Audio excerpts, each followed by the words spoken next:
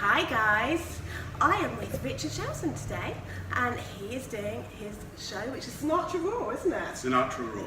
Okay, and we're having a preview, and then you're taking it up to Edinburgh. Yeah, that's right. So we're going to have a little bit of a chat and see where it goes from here. So you've got a fascinating story, Richard. Do tell me more. Tell my audience about your story, your journey. Well, I think it's a story of. There's a certain show I do called Sinatra and Me, and I start the show by saying, if you have a dream, if there's something you feel you want to do in this life, do it. Yeah. Because you know what, you're a long time dead, and we come this way but once. Yeah. So you have to go. If you have a dream, you know, if you don't have a dream, you can never have a dream come true. This is true. Yeah, it is true. And It's something you followed, hasn't it? Absolutely, because I wasn't allowed to follow my dreams as a kid. I always wanted to perform, but my father back in those days was a real table thumping, no son of mine, you will leave school immediately and get a job. So I did. I went into the hotel business for years. It was very successful, but it just it fed my bank balance, but it didn't feed my soul. Yeah. And I got to the ripe old age of 32, and I thought, no, I simply have to stop this. And that's when I gave everything up to become an actor. And so Amazing. there we go. And I'm assuming you've never regretted that. No, I never have. My father always says you only ever regret the things you haven't done in life, not the things that you have. I'd agree. Yeah. I mean, it's so easy, isn't it, to look back and go, oh, I never went there on holiday, or I never did this thing. Yeah. Well, what's the point in that? You should just get and do the thing. Don't ever let anybody say, no, you mustn't, no, you can't, no, you shouldn't. It's not anybody else's life, it's your life, and you have to do the thing you want to do. I've seen a quote recently that actually says, your life is a journey and only you hold the map. Yeah, it's true. It's good, Absolutely. isn't it? Well, and I mean, I think sometimes as well you don't hold the map. Yeah. So you make these decisions. Yeah, or you're guided by others as well, and you know, influenced by others, because you wanted to be a ballet dancer, is that right? When I was a real little boy, I did. Yeah. So I did ballet, and in those days, I mean, boys didn't do ballet at all. But I did, because I wanted to do it, and it was great. And then actually, ballet led to gymnastics. Yes. So I trained at one point with some of the British Olympic team, which was great fun. Wow. But I never became a gymnast. No. I never got to that level. But it was a fun thing to do. So fast forward to 32, you make this huge life decision. Yeah. And, you know, so you've done so much since then. You've packed everything in, haven't you?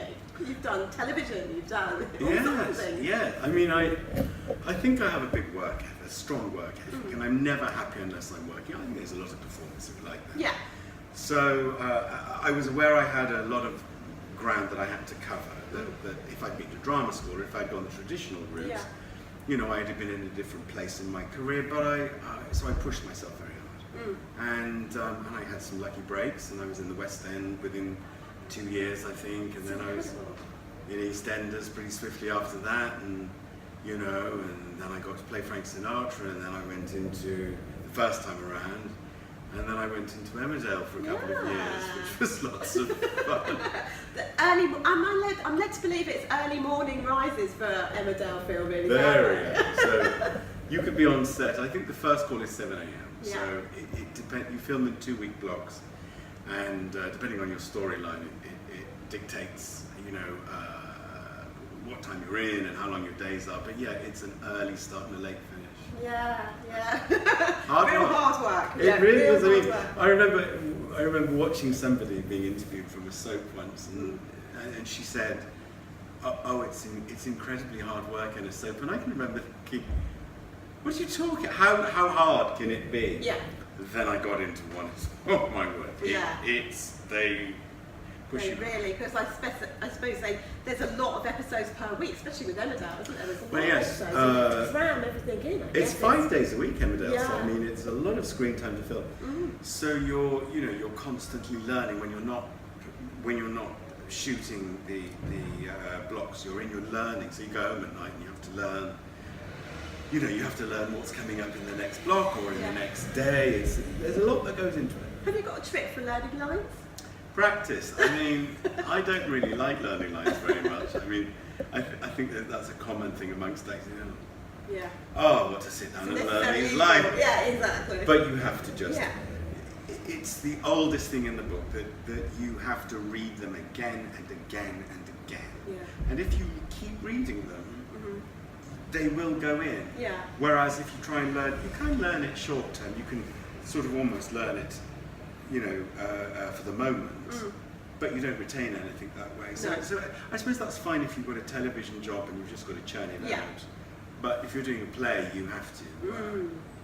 So have you got a preference to live performance or recording, or what, have you got any kind of preference? Live. Yeah, always. Yeah. What's the buzz of is it the buzz of performing live? There's nothing like it. Yeah. No matter how many times you go to a recording studio or on a film set or in a theatre even, if you're doing a live performance and in a singing performance, if you like, it's intense because you have that moment to connect with the audience.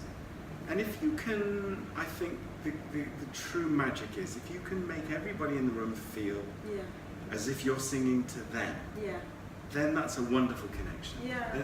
There's nothing like that. And you can feed off the audience. I spoke to somebody the other day and they said you can feel if the audience is hot. You can feel if the audience have switched off or are thinking about their team or whatever. They said you can actually absorb that as a performer, especially if it's an intimate venue space. And you have to, you have to work the audience as well. You have to know where to push them, you have to know where to challenge them, and you have to know where to pull them back. So, it's an art. I was going to say, it's not just about, people can be taught to do things, but sometimes it has to come from within, doesn't it? And I think it always has to come from within. I think that's the only place for it to come. Yeah. I mean, I think that, when we talk about my relationship with Frank Sinatra, for example, the only place I know for it to come from is within. Yeah. And if I'm doing a show about him, let's say, I'm absent. I'm not there. Yeah. I have to completely empty myself. So you're almost channeling him. Completely. Is it? Yeah. Isn't it? You're absolutely. Completely. Yeah. I can't get in the way. No. It's not me I'm portraying. It's him. Yeah. And that's very liberating, actually. Yeah. When you let go. Yeah. Magic can happen. Yeah. If you try and hold on to it, if you try and control it, it doesn't work. No. You've got to let go of your all inhibitions and just absorb. Yes. Yeah, absolutely absorb. So tell me about your relationship with Sinatra and why you're doing this show in particular. Well, I mean, I have a very old, long relationship with Frank Sinatra that keeps unfurling. I played him in a drama called Brat Pack Confidential in the West End. Yeah. And it was a dark drama about the underbelly of the five men in the Rat Pack: Frank Dean, Sammy, Joey Bishop and Peter Lawford. Yeah.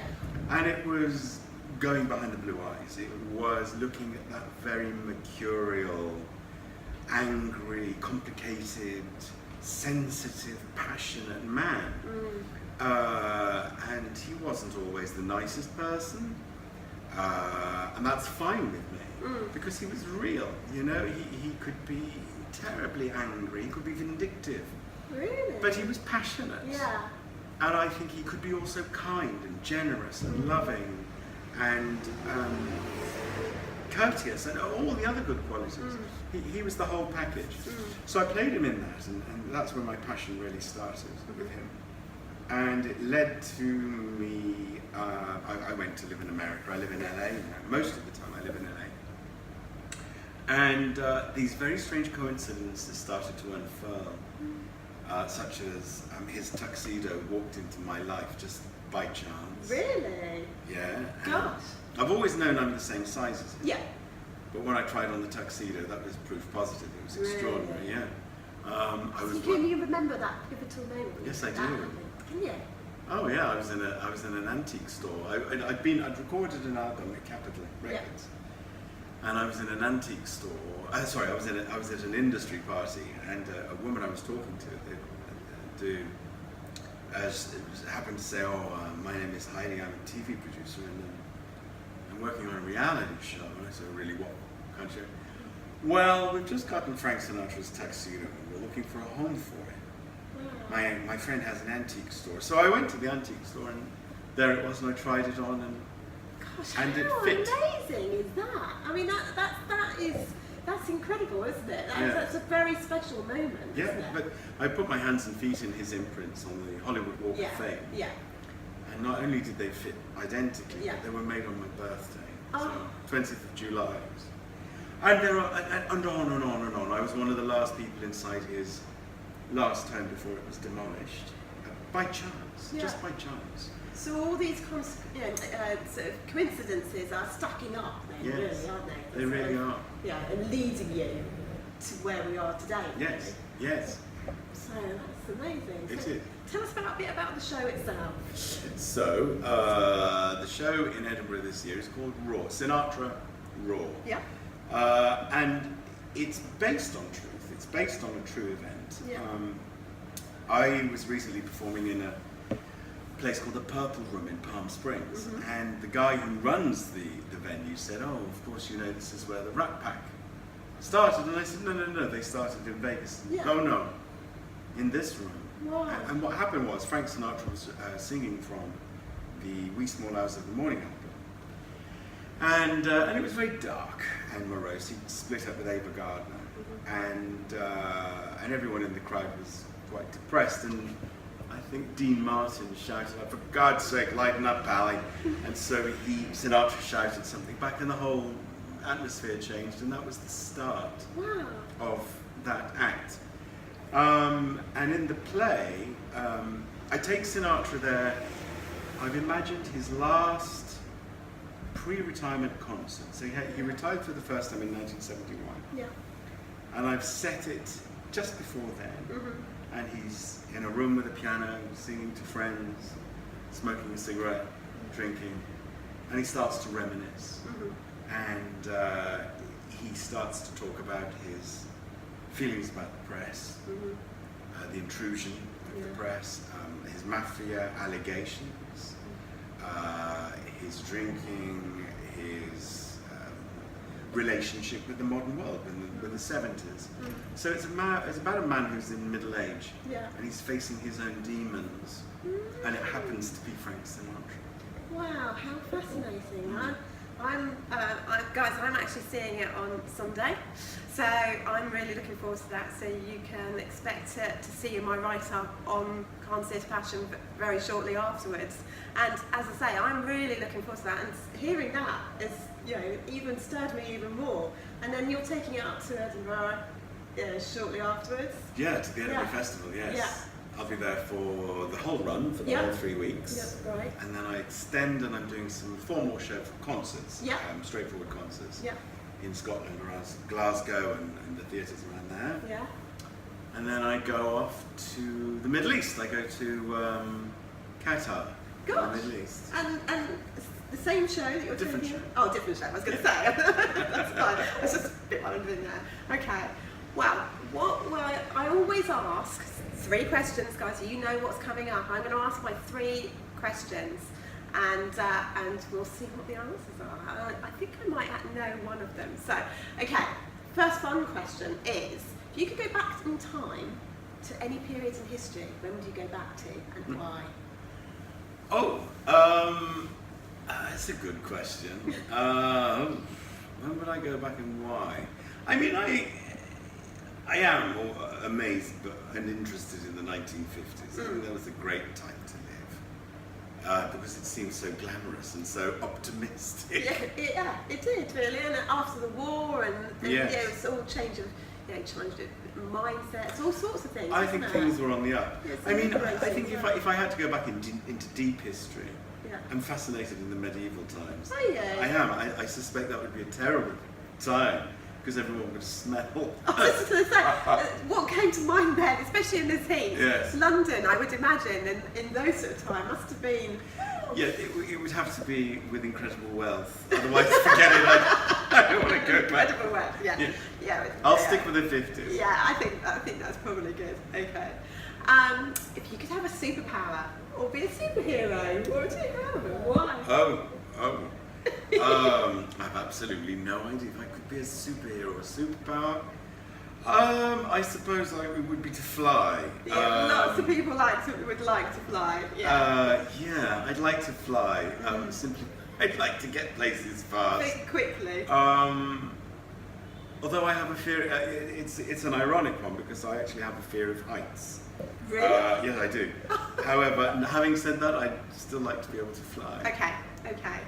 And then the third and final question is, you can have 3 dinner guests, dead or alive. Who would you choose? And why? Oh. One of them's surely got to be Sinatra. Yeah. I guess it would have to be Frank Sinatra. He would be fascinating. I think I'd like somebody like... I mean, I think I'd quite like to go for a controversial figure. I think I'd like Jesus to be there. Okay. Because he, whether you believe he was the Son of God, or whether you believe he was the prophet, or whether you believe none of those things, he seems somebody who made such an impact on the world. Yeah. And I'd like to find out really what happened and what he really... Because, this was a man who I hung around with. He didn't judge people. No. Mary Magdalene was a hooker before she became a follower. This is a man who lived in controversial ways. Yeah. So I think he'd be fascinating. Yeah. And he'd never run out of wine. I like that. See Now where I'm that's going style. Now that is style.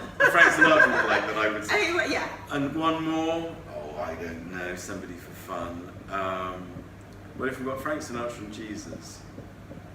I think it'd have to be someone like Elizabeth Taylor. Yes. That would She can come. Yeah, she can come. Yeah, that's good. I like that. So that's really good. So, tell my audience who are very interested in all sorts of things like music and so forth, why they should come and see your show if they're in Edinburgh. Well, if you're coming up to the Edinburgh Festival, I think you should come and see the show because it's about the truth. It's about what drove Frank Sinatra. It's about what made the man. It's about what was going on behind, like I said earlier, those blue eyes. There's the magnificent music. It starts very light, and there's a bit in the middle where it really takes a dramatic turn. And you see angry Frank, and then the redemption is my way. And I think the way it's placed within the drama, you really understand why that man sang that song with such meaning and passion. And what it meant to him. Absolutely, what it meant to him. So it's capturing that. Yes. Yeah. And I think it's informative, so you'll learn a thing or two. We like that, don't we?